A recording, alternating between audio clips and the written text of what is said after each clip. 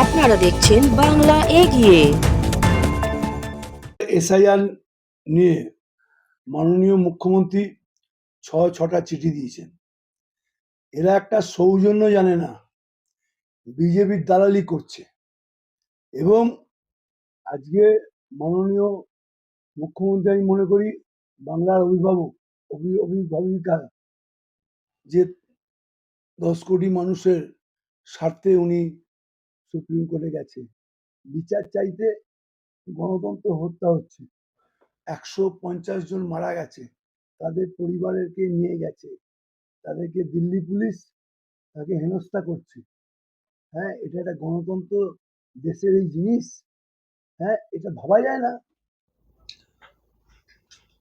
আজকে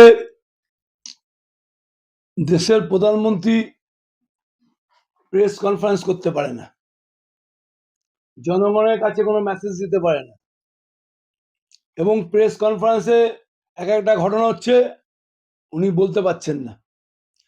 সেইখানে আমাদের মাননীয় মুখ্যমন্ত্রী জনগণের স্বার্থে ভোটার লিস্ট থেকে যারা বঞ্চিত হচ্ছে, তাদের ফ্যামিলিতে এবং যারা বিবাহ করেছে তাদের টাইটেল চেঞ্জ হয়েছে, সারনেম, তাদের থেকে তাদের ডিলিট করে দিচ্ছে, এবং প্রত্যেকটা আমাদের হিয়ারিং এ তারা বাদ দিয়ে দিচ্ছে।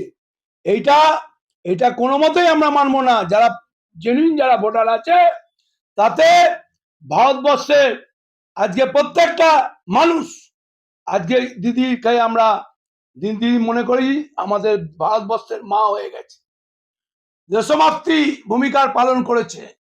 আমাদের বাংলার মা যে রূপ ধারণ করেছে, দিদিকে কুর্নিশ জানাই, গর্ববোধ করছি, স্যালুট জানাই।